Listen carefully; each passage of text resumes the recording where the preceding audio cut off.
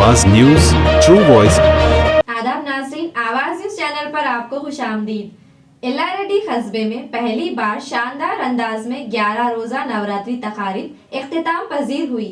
10 साल बाद मुनक्किद होने वाली इस खुसूसी त्यौहार में देवी ने 11 अवतारों की शक्ल में अकीदतमंदों को दर्शन दिए। आखिरी दिन विसर्जन की तकारीब जोश व खरोश के साथ मुनक्किद हुई। इस मौके पर एल्लारेड्डी के सीआई राजा रेड्डी और एसआई बुज्जा महेश ने सिक्योरिटी इंतजामात का जायजा लिया। खवातीन ने डांडिया रक्स करते हुए पुरजोश माहौल में विसर्जन में हिस्सा लिया।